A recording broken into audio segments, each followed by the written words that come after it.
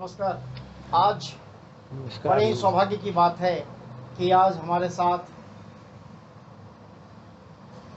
बड़े साहित्यकार प्रोफेसर उमा शंकर शर्मा ऋषि जी उपस्थित हैं। इनका आशीर्वाद के बगैर किसी भी साहित्यकार की साहित्यिक सफ़र पूरी नहीं हो सकती। आचार्य जी ने अभी तक 30 से ज़्यादा पुस्तकों की रचना की है और वर्तमान में यजुर्वेद पे भाष्य हिंदी भाषा तैयार कर रहे हैं। स्वागत है आपका हमारे चैनल दिव्यरश्मि में। नमस्कार।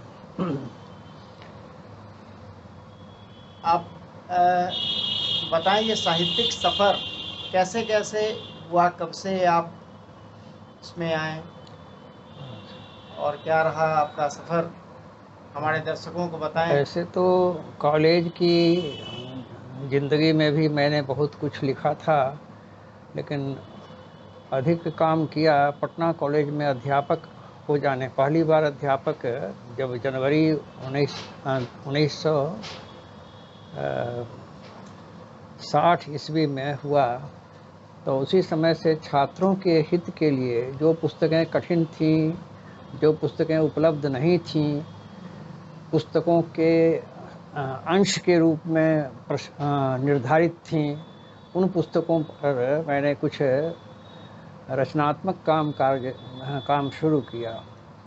इसीलिए पहले अभिलेख का कार्य किया। आजकल चला गया है बांग्लादेश में देवपाड़ा स्थान है, उस स्थान में एक प्रद्युम्नेश्वर मंदिर था। उस प्रद्युम्नेश्वर मंदिर का एक अभिलेख था संस्कृत में। वह हमारे यहाँ पटना विश्वविद्यालय में एमए की कक्षा में निर्धारित था। उस पर मैंने काम किया, उसकी संस्कृत व्याख्या की। अभिलेख साहित्य में संस्कृत व्याख्या का कार्य मैंने ही आरंभ किया और उसके बाद उसका हिंदी अनुवाद किया, उसे प्रकाशित किया। वो अप्रैल 1960 में प्रकाशित हुआ। उसके बाद से इसी तरह से छात्रोपयोगी बहुत सी रचनाएं, छोटी मोटी रचनाएं करता रहा। मुझे बड़े बड़े विद्वानों का साहचर्य मिला। आचार्य नलिन त्रिलोचन शर्मा जी मुझे बहुत मानते थे। उन्होंने अपने विभाग में मुझे कई कक्षाएं भी दी थीं पढ़ाने के लिए। उसमें उसके बड़े बड़े छात्र निकले जो कुलपति तक हुए। इसलिए मुझे यह गौरव होता है कि मैंने अपनी पहली नौकरी पटना कॉलेज में ज्वाइन की और उसके बाद से कार्य करता रहा। अधिक मैंने परीक्षा मूलक कार्य किए। परीक्षा का अर्थ है फरमाइश। जिसने किसी कार्य से मुझसे मांगा, कोई लेख मांगा, कोई कविता मांगी, कोई नाटक का अंश मांगा, तो उसे दे दिया। आकाशवाणी में भी मेरी संस्कृत कविताएं बहुत सी प्रसारित हुईं और बड़े बड़े लोग आए थे उस समय। आकाशवाणी का एक नाम था, पटना आकाशवाणी का। प्रफुल्ल चंद्र ओझा मुक्त थे और ऐसे ही लोग थे। जानकी वल्लभ शास्त्री जी वहाँ आया करते थे, उनसे परिचय हुआ। इस तरह से कई लोगों से परिचय होता गया और प्रकाशकों से भी परिचय हुआ। प्रकाशक में मेरे चौखंबा प्रकाशक हैं, अब तो कई परिवारों में बट गया है, पहले एक ही थे। उन्होंने मेरी कई पुस्तकें प्रकाशित की। वैदिक साहित्य का एक बहुत प्रमुख ग्रंथ है निरुक्त का प्रकाशन किया। उन्होंने ही ऋग्वेद संहिता के प्रथम अध्याय, जिसमें 19 सूक्त हैं, आरंभ से ही 19 सूक्त हैं, उसका सायण भाष्य, स्कंद भाष्य और अंग्रेजी अनुवाद, हिंदी अनुवाद, बहुत विशिष्ट व्याख्या 250 पृष्ठों में ऋग संहिता विमर्श नाम की एक अलग पृथक खंड ही है उसका, वो सब उन्होंने प्रकाशित किया। इसी प्रकार से मुझे अंतर्राष्ट्रीय ख्याति मिली एक बहुत बड़े दार्शनिक ग्रंथ सर्वदर्शन संग्रह, जो 1964 में प्रकाशित हुआ था। उसके कारण मुझे अंतर्राष्ट्रीय ख्याति मिली। सर्वदर्शन संग्रह लगभग प्रथम संस्करण में 1000 पृष्ठों का था। उसकी हिंदी व्याख्या मैंने की, व्याख्या क्या कहें, उसमें भाष्य कहें, और उसमें दर्शन शास्त्र, भारतीय दर्शन से संबंधित बहुत सी बातें मैंने लिखी हैं, जिसकी चर्चा प्रोफेसर पॉल थीमे ने की थी। पॉल थीमे जर्मनी के बहुत बड़े विद्वान थे, उन्होंने की थी। इसी प्रकार उसका सम्मान हम बहुत मिला है। भारतवर्ष में तो अनन्य रूप से वह संस्करण चलता है। कहीं भी चर्चा होती है सर्वदर्शन संग्रह की तो मेरा नाम लिया जाता है। और इस प्रकार से मैंने कार्य किए, बहुत से कार्य किए। इधर रिटायर होने के बाद से बहुत से काम में लगा हुआ हूँ। मुझे 2 बड़े विद्वानों ने, एक भोगेंद्र झा जी थे, एमपी थे सीपीआई के, उन्होंने एक बार राजधानी एक्सप्रेस में मुझे आशीर्वाद दिया। उसमें मैं सर्विस में ही था। उन्होंने आशीर्वाद दिया कि आप रिटायर नहीं करेंगे, आप जीवन भर कार्य करते रहेंगे और रिटायर करने के बाद ही आपका यश और अधिक बढ़ेगा। और वैसे ही जवाहरलाल नेहरू विश्वविद्यालय में मुझे काउंसिल में रखा गया था, संस्कृत स्कूल के काउंसिल में। वहाँ लोगों ने सम्मिलित रूप से आशीर्वाद दिया था कि आप 100 वर्ष जीवित रहेंगे और इसी तरह से बड़े बड़े कार्य करेंगे जो आपकी कीर्ति को चारों ओर बढ़ाएगा। इसी प्रकार मैंने कुछ कार्य किए। इधर मैंने एक काव्य लिखा संस्कृत में, श्री रामानुकीर्तनम महाकाव्य, 12 सर्गों का है, राम कथा पर है, रामायण पर आश्रित है। और पूरी रामायण की मूल कथा को मैंने 12 सर्गों में लगभग 800 श्लोकों में समाविष्ट करने का प्रयास किया है। इसमें इसके प्रकाशन के लिए श्री राम नरेशाचार्य जी थे, उन्होंने प्रकाशित किया। वैसे प्रकाशन का छपाई तो हुई है चौखंबा से, लेकिन प्रकाशन का भार उठाया राम नरेशाचार्य जी ने। और इसलिए कुछ संस्कृत कविता भी लिखने का प्रयास किया है। संस्कृत कविताएं भी लिखी, अंग्रेजी कविताएं लिखी। मैंने शिशुपाल वध के एक आदर्श सर्ग का अंग्रेजी अनुवाद पद्य में किया था। इसी प्रकार से कई कार्य किए हैं, छिटपुट कार्य हैं। अब तो वृद्धावस्था के कारण स्मरण भी नहीं रह जाता है। कुछ नए कार्य में हाथ लगाता हूँ तो उसे पूरा कर लेता हूँ, संकल्प कर लेता हूँ। कभी कभी तो कोई काम हाथ में लिया तो उसे 3 महीने में ही काम कर लिया। जैसे भाषा विज्ञान की पुस्तक लिखी तो उसे 2021 में लगभग 3 महीने में ही काम पूरा कर लिया। उसी प्रकार रामानुकीर्तनम महाकाव्य जो लिखा, उस काव्य को भी 3 महीने में पूरा कर लिया। उसी बीच में मुझे कोरोना हो गया था। कोरोना के कारण 1 महीना बंद रहा, फिर भी श्लोक रचना की प्रवृत्ति चलती गई। और यह कार्य ऐसा लगता था कि कोई मुझे बैठकर लिखवा रहा है। और कई लोगों ने मुझ पर आरोप लगाया है कि कोई इनका कार्य करता है, दूसरा करता है। एक मेरे सहपाठी थे, मोकामा कॉलेज में प्रोफेसर बाद में हुए थे, उन्होंने मुझ पर आरोप लगाया कि निरुक्त आपका लिखा हुआ है, क्योंकि 1961 में मेरी उम्र ही कितनी थी।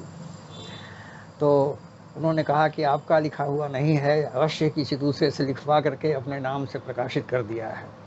ऐसी बात नहीं। तो ऐसा लगता है कि कोई मुझे लिखवाता है, कोई प्रेरणा देता है। और मेरे गुरु हैं, बहुत से गुरु हैं, और गुरुओं का मैं आदर करता हूँ, संस्कृति से प्रेम रखता हूँ, इसलिए मुझे यश भी मिला है। और कई बार मैं कहता हूँ कि मुझे ख्याति उतनी मिल गई है जितने के लायक मैं नहीं हूँ।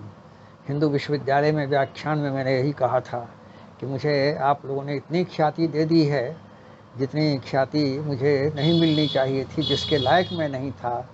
इसीलिए मेरे पीछे किसी अदृश्य शक्ति का हाथ है, ऐसा ही मैं समझता हूँ। और कुछ आपके समय के जो अध्यापक थे, जितने भी प्रोफेसर लोग आपके साथ समय के थे, उनमें और आज के लोगों में क्या फर्क आप देखते हैं? देखिए, समय बदल जाता है, समय के साथ मूल्य बदल जाते हैं, परिस्थितियाँ बदल जाती हैं। हम लोगों के समय के अध्यापक आज की दृष्टि से कम वेतन में काम करते थे और भक्ति भाव से काम करते थे। उस समय ग्रीष्मावकाश 2 महीने का होता था। 2 महीने का सदुपयोग करते थे। आज ग्रीष्मावकाश 1 महीने का हो गया है। इसमें भी प्रायः लोगों को रोक कर रखा जाता है और इसमें लोग काम नहीं करते हैं। किसी को पढ़ने पढ़ाने से रुचि नहीं है। मैंने अपने अध्यापन काल में 1960 से लेकर के जो आज तक देख रहा हूँ, शिक्षा में इतनी नीतियाँ बदली हैं और जितनी नीतियाँ हुई हैं, मेरी दृष्टि से सब व्यर्थ हैं। सारी नीतियाँ व्यर्थ हुई हैं और किसी को पढ़ने की रुचि नहीं रही है, पढ़ने के प्रति न छात्रों में न अध्यापकों में। लेकिन जैसे कार्ल मार्क्स ने कहा है कि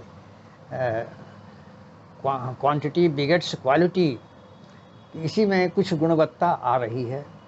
जैसे 100 लोग पढ़ रहे हैं तो उसमें 4 तो अच्छे हैं, लेकिन 96 जो खराब हो रहे हैं वे समाज को दूषित कर रहे हैं।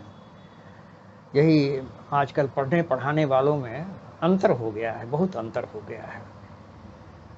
एक बार मेरे यहाँ की घटना है कि मैं दोपहर के समय, आज का भी समय दोपहर ही का है, दोपहर के समय करीब 20 पुस्तकों से भरा हुआ टेबल पर बैठा हुआ था, टेबल के से काम कर रहा था।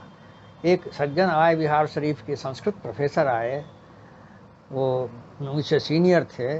उन्होंने आते ही कहा कि आज मैंने देखा एक प्रोफेसर को कि इस दोपहर में भी कोई काम कर रहा है, नहीं तो लोग आराम करते रहते हैं। क्योंकि ऐसा देखा जाता है कि जैसे ही नौकरी मिली, आर्थिक निश्चिंतता हुई, उसके बाद अपनी सारी क्रियाओं को लोग छोड़ देते हैं। सारी क्रियाओं माने आध्यात्मिक क्रियाएं, सांस्कृतिक क्रियाएं, शैक्षणिक क्रियाएं छोड़ देते हैं।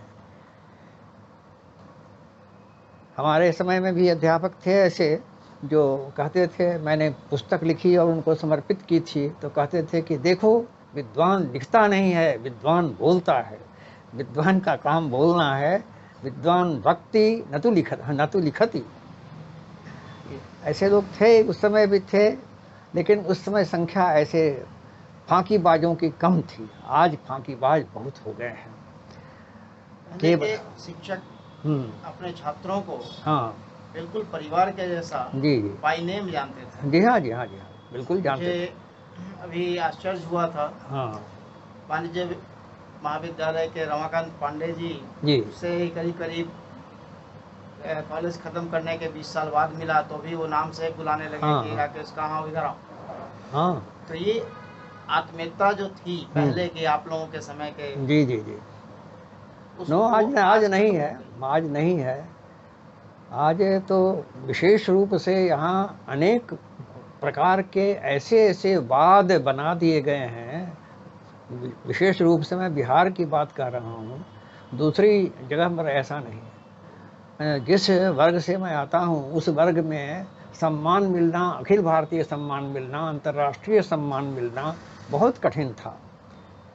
और कई लोग तो अभी भी हैं ऐसे जो अपने को छिपाए रहते हैं और सम्मान के लिए ही छिपाए रहते हैं, स्पष्ट नहीं करते। मैंने जीवन की स्मृतियाँ में अपनी जाति का, अपने वर्ग का, कुल का पूरा उल्लेख किया है। उस पर काफ़ी एक तरह से एक निबंध लिखा है। जीवन की स्मृतियाँ इधर मेरी प्रकाशित हुई है, उसमें मैंने काम किया है। मैं हाँ, आज के छात्रों को और अध्यापकों को आप क्या संदेश देना चाहेंगे? आज के छात्रों को संदेश देना चाहता हूँ कि वे पढ़ें, स्वाध्याय करें। अपना फालतू समय, जिसको अतिरिक्त समय कहते हैं, पाठ्यचर्या से अतिरिक्त समय जो मिलता है, उसको किसी उपयोगी कार्य में लगाएं। और शिक्षा से बढ़कर उपयोगी कार्य क्या हो सकता है? शिक्षित होंगे तो प्रतिष्ठा पाएंगे, मैं अपना उदाहरण देता हूँ कि पढ़ने पढ़ाने के अतिरिक्त मैंने जीवन में कुछ नहीं किया। इसका परिणाम मुझे मिला, यश मिला। और अध्यापकों को कहना चाहूँगा कि आप अपने को यशस्वी बनाएं। यश किसी सत्कर्म के द्वारा करें।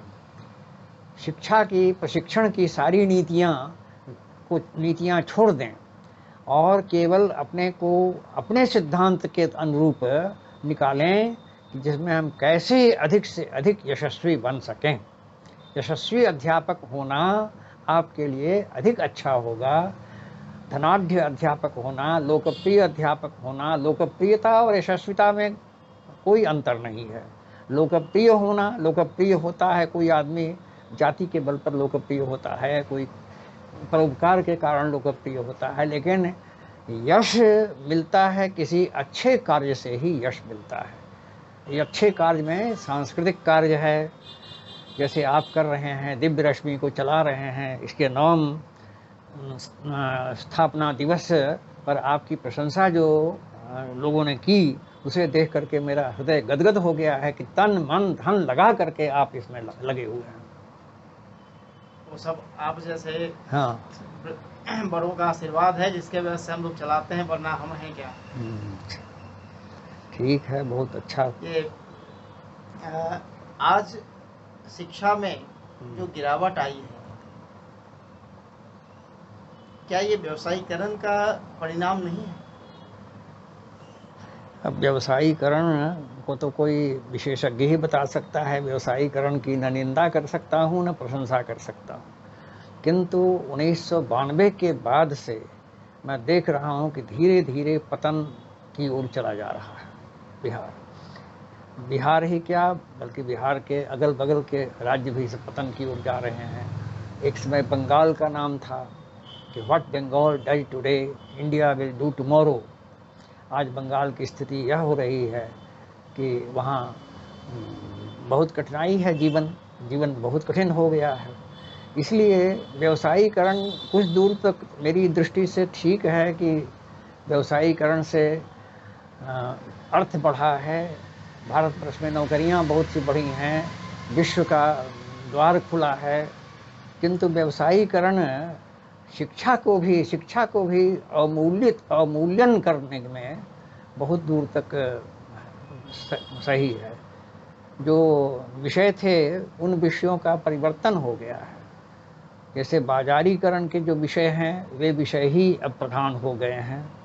अब सांस्कृतिक विषय जो हमारे यहाँ पुरानी भाषाएं थीं उनका अध्ययन करते थे, वह पूरे संसार में अब कहीं उनका अध्ययन नहीं होता है।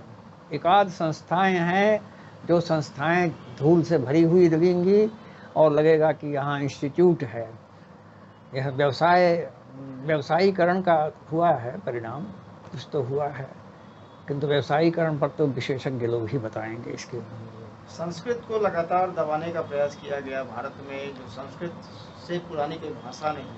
लेकिन संस्कृत में देखिए जीवनी शक्ति इतनी है कि संस्कृत को दबाने का प्रयास आज से नहीं, जब से संस्कृत आई है तब से हो रहा है। एक बात जान लीजिए कि थेसिस जहाँ होती है वहाँ एंटीथेसिस भी होती है। तो एंटीथेसिस होगी और संघर्ष दोनों में चलेगा। लेकिन संस्कृत में इतनी जीवनी शक्ति है, ऐसी वाइटैलिटी है कि संस्कृत अपने आप ही संघर्ष करने में समर्थ है। कितना पहले दबाया गया, अंग्रेजों ने दबाया, मुसलमानों ने दबाया, उसके पहले लोग आए उन लोगों ने भी दबाया, किंतु विदेशियों ने ही संस्कृत का उद्धार भी किया।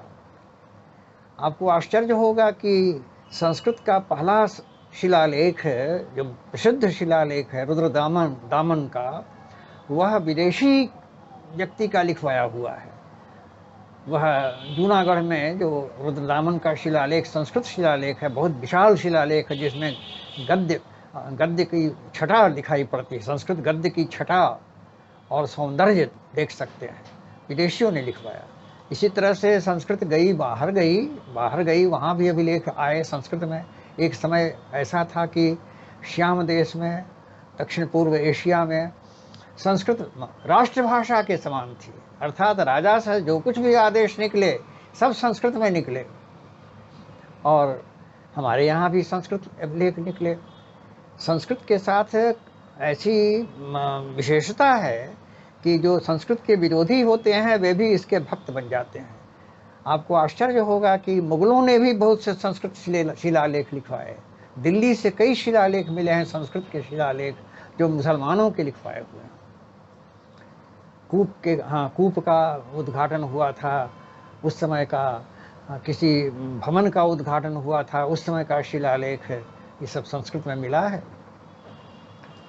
अब तो लोग नहीं समझते हैं, जानकारी भी नहीं है, जानकारी देने का प्रयास भी नहीं होता है। संस्कृत विषय ही के रूप में उपेक्षित है, तो इसकी जानकारी लोगों को कहाँ से होगी। संस्कृत पूरा जीवन है। हाँ, जीवन है, संस्कृत पूरा जीवन है। बाकी सभी हाँ, भाषाएं जो है जी, वो व्यापारवाद हो सकता जी है। हाँ, जी हाँ, लेकिन संस्कृत एक परिवार के जैसा है। आज आजकल के संस्कृत के बहुत बड़े विद्वान प्रोफेसर राधा वल्लभ त्रिपाठी जी कहते हैं कि आधुनिक युग है, संस्कृत का स्वर्ण युग है, क्योंकि जितनी रचनाएं आज हो रही हैं उतनी रचनाएं कभी नहीं हुई थी। 20वीं शताब्दी 21वीं शताब्दी में जितनी रचनाएं संस्कृत की हो रही हैं, यह अवश्य है कि इसमें करीब करीब 60% रचनाएं अच्छी नहीं हैं, लेकिन जो 40% रचनाएं हो रही हैं उन रचनाओं की संख्या देखिए तो संख्या की दृष्टि से आज संस्कृत का स्वर्ण युग है, रचनात्मक युग है आज। आपका बहुत बहुत आभार, आपने अपना कीमती समय दिया। आपको इस दोपहर में हमने कष्ट दिया, उसके लिए क्षमा प्रार्थी हैं और आशा है कि हमारे दर्शक इससे लाभान्वित होंगे। और जैसा आचार्य श्री ने कहा कि पढ़ते रहिए तब जीवन बनेगा। आप भी इससे शामिल हो, अपने कमेंट हमें जरूर दें, चैनल को लाइक करें, सब्सक्राइब करें। धन्यवाद।